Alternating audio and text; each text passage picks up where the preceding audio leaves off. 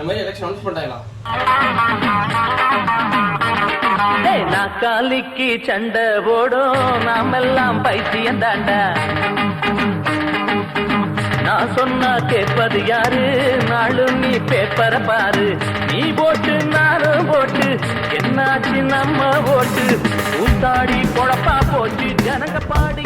இதோ இந்த சூரியன் இந்த தேர்தலுக்கு பின்னால் உங்கள் ஒரு வீட்டிலும் மறையாமல் உதிக்கும் என்பதை ஆணித்தரமாக நான் இங்கே கூறுகிறேன். வெயில் கொடுமையால் மக்கள் அங்கங்கே செத்து கொண்டிருக்கிறார்கள். இந்த சுட்டெரிக்கும் சூரியனை நாம் வீழ்த்த வேண்டும் என்றால் நாம் அனைவரும் இந்த குல்லாவை அணிவோம், குதூகலமாக இருப்போம். அப்போலோவில் என்ன நடந்தது? மாண்புமிகு புரட்சி தலைவி அம்மா அவர்களுக்கு என்ன ஆச்சு? அதை நீங்கள் தான் கூற வேண்டும். மாண்புமிகு இதயம் புரட்சி தலைவி அவர்களின் சாவில் உள்ள மர்மம் தெரிய நாம் இங்கு தாமரையை மலரவிட வேண்டும். குழப்புறாங்களே, சிறிதாக இருந்தால் இரட்டை இலை, அதுவே பெரியதாக இருந்தால் இரட்டை மின்கம்பம். மக்களே புரிந்து வாக்களியுங்கள். அவங்களுக்கு நம்ம கூவத்தூரில் ஹோட்டல் புக் பண்ணி விடு. வாய் ஓவராக பேசுகிறாங்க சார். டெல்லியில் 15 நாள் எலிக்கறி பாம்புக்கெல்லாம் தின்னுட்டு இருக்காங்க சார். தம்பி அது தாமரை டிபார்ட்மெண்ட்டு. அதாவது தம்பி பீஃபை தரப்படி இருக்காங்க, எலி பாம்பெல்லாம் சாப்பிடலாம், தப்பு இல்லை. மெரினால பசங்க கடலுக்குள்ள கூட்டம் கூட்டமாக போயிட்டு இருக்காங்க சார். தம்பி அது சுற்றுலாத்தலம், எல்லாம் ஜாலியாக போய் குளிக்கிறாங்க. வேணா நீங்கள் போய் குளி, ஒன்றும் பிரச்சனை கிடையாது.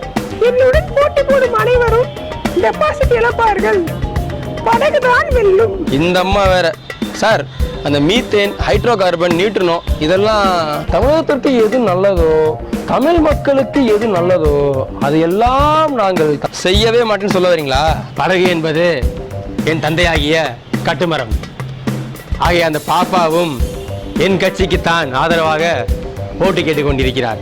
ஆகவே நம் வெற்றி இந்த தொகுதியில் உறுதியாகி உள்ளது என்பதை மிகவும் மகிழ்ச்சியுடன் தெரிவித்துக் கொள்கிறேன். இது வேற ஆக்கும். எப்பா அங்கே யாருப்பா கத்துறது?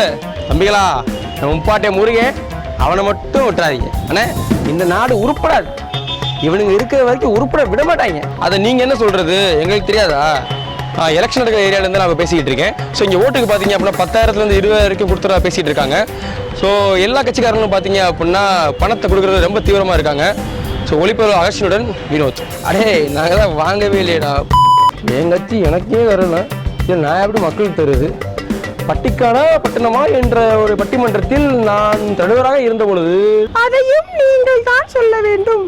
ஊத்தாடி பொழப்பா போச்சு ஜனங்க பாடி. இப்ப தத்திங்கி நத்தம் நாக்காலிக்கு சண்டை போடும் நாமெல்லாம் பைத்தியம் தாண்டா. நான் சொன்ன கேட்பது யாரு? நாளும்